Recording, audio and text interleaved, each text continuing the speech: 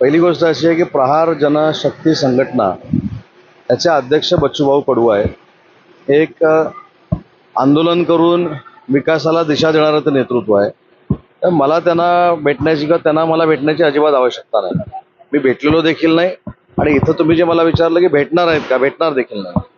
मुख्यमंत्री देवेंद्र फडणवीस यांनी एकनाथ शिंदे यांच्यावर रद्द दिलाय. दिल्ली सरकारचा संरक्षणाचा निर्णय फडणवीस सरकारने फिरवलाय. पर्यावरण खात्याचा हा निर्णय.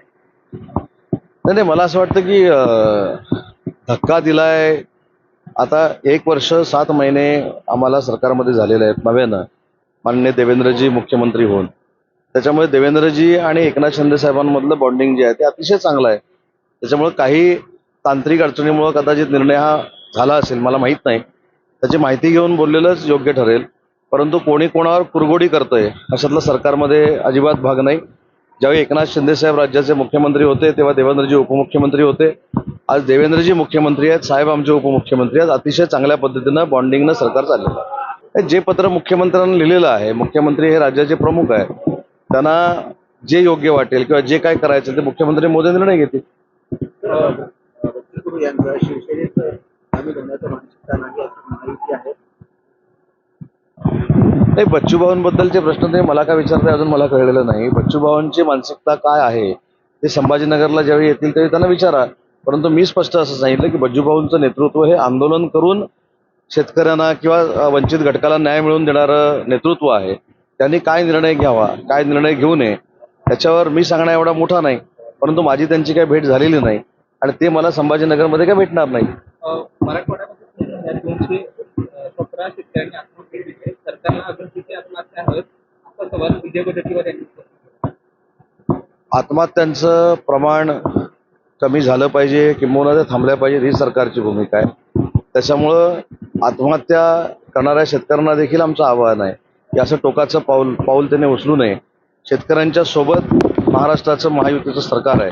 त्या विरोधकांना जी काही टीका करायची ती करू देत, परंतु त्यांच्या कालावधीमध्ये काय झालं हे देखील मला माहिती आहे. परंतु त्याचं काय मला राजकीय भांडवल करायचं नाही. शेतकऱ्यांची आत्महत्या होऊ नये हीच आमची भूमिका आहे.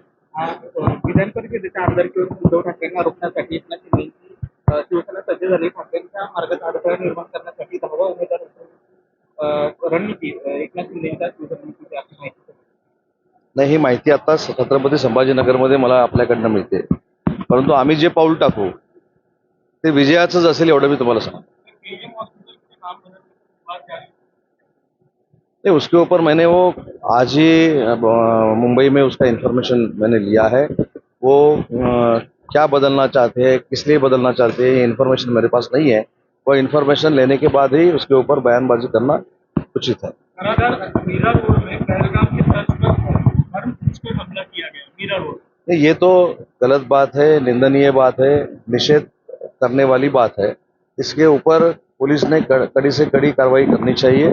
अगर ये प्रवृत्ति बढ़ जाएगी तो हर एक को तकलीफ होगी, इसलिए पुलिस ने कड़ी से कड़ी कार्रवाई करनी चाहिए. मोहन भागवत ने कहा है कि राम राज्य केवल राजा के कारण नहीं होता, प्रजा के कारण भी होता. अभी मोहन भागवत साहब तो बहुत बड़े लीडर है, राष्ट्रीय स्वयंसेवक के वो प्रमुख है. उनके बोलने के ऊपर मैं बयानबाजी करने वाला इतना बड़ा लीडर नहीं हूँ. इसलिए उन्होंने कुछ सोचकर वो बयानबाजी की रहेगी या उन्होंने वो स्पीच में बोले रहेंगे. उसके ऊपर मैं बोलूँ इतना बड़ा मैं पॉलिटिकल लीडर नहीं हूँ.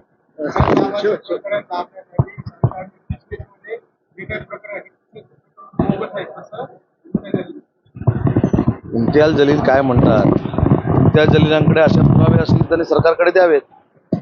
आणि आयजींना माझी विनंती, असे इम्तियाज जलीलांकडे पुरावे असेल त्यांना चौकशीला बोलवावं.